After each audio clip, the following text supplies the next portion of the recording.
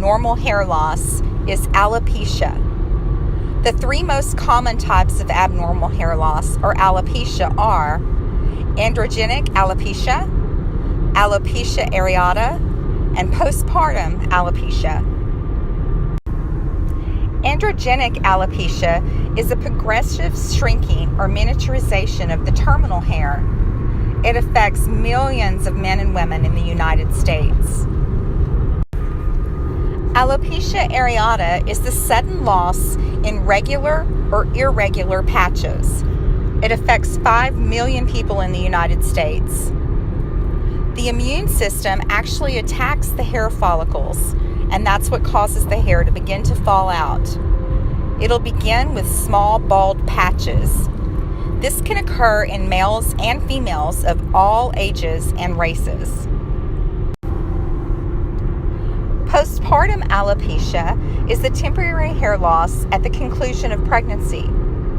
The growth cycle returns to normal within 1 year of the delivery of a baby. Some of the most common hair loss treatments that are on the market today are minoxidil and finasteride. Minoxidil is a topical treatment that is applied to the scalp in the areas of the hair loss. Finasteride is an oral treatment that is taken by mouth that can help generate growth of the hair and prevent the loss. Recognizing disorders of the hair. Canites, congenital canites, or acquired canites. Ringed hair, hypertrichosis, or trichopitalis.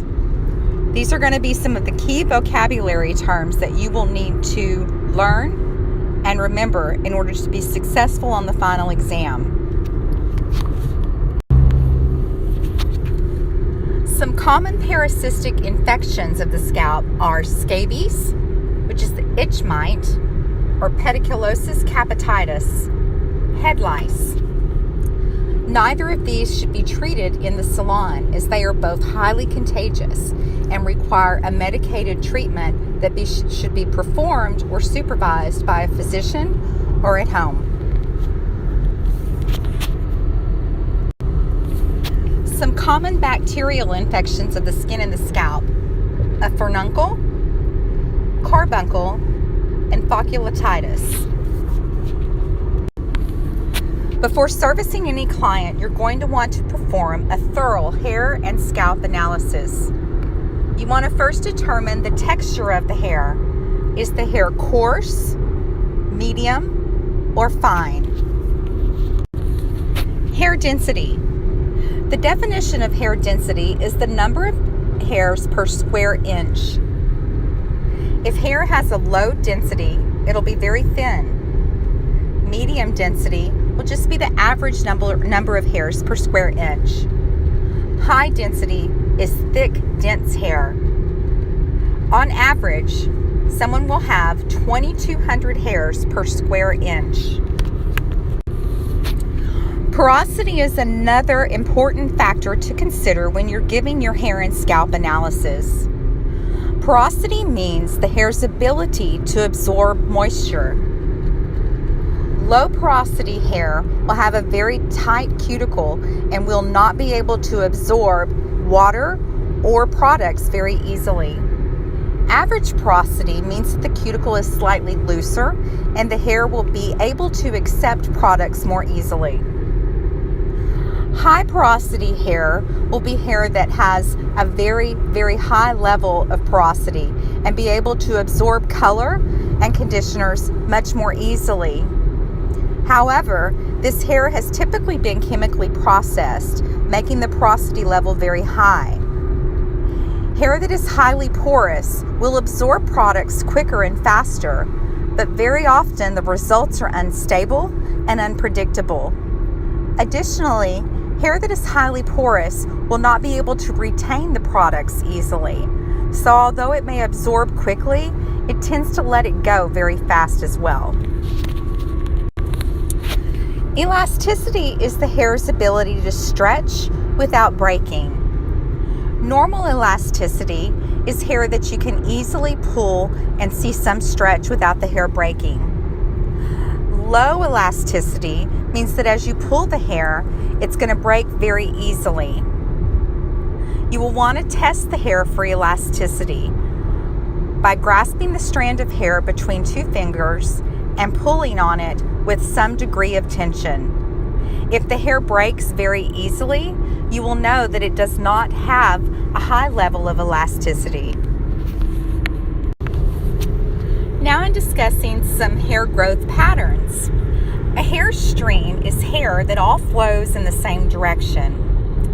A whorl is hair that forms a circular pattern. Many times we will see this in the crown area of a client's growth pattern. A cowlick is a tuft of hair that stands straight up.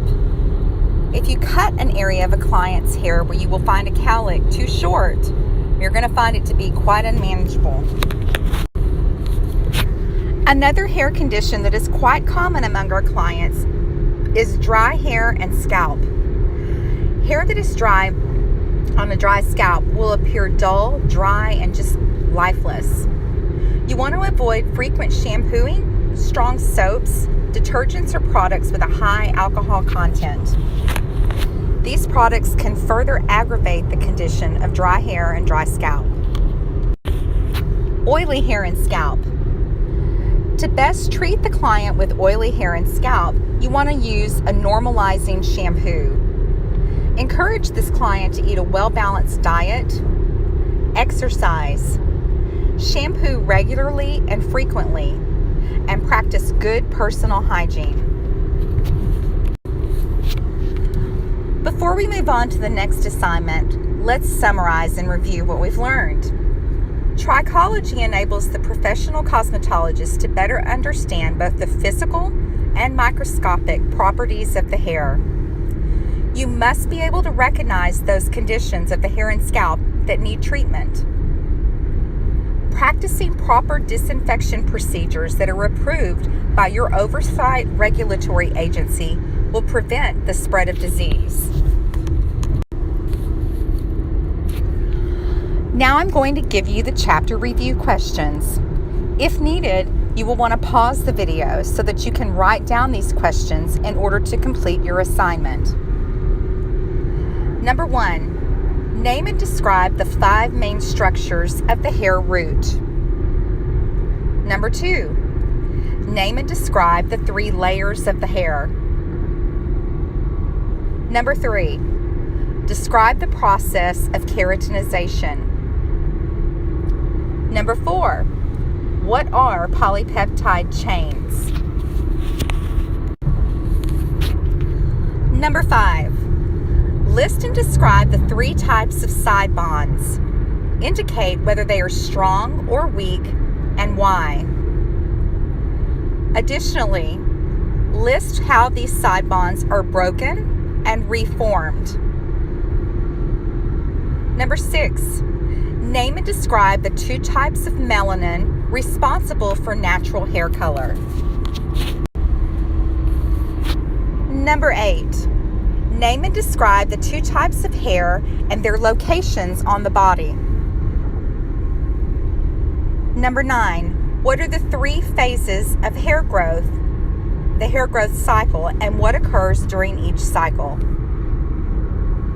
Number 10, what is the reason for normal daily hair loss? Number 11, what are the most common types of abnormal hair loss? Number 12, what are the only 2 approved hair loss treatments? Number 13, name the 2 types of dandruff and state whether either can be treated in the salon. Number 14, which scalp and hair disorders cannot be treated in the salon? And number 15, what 4 factors should be considered in hair analysis? Please define each one of these hair factors.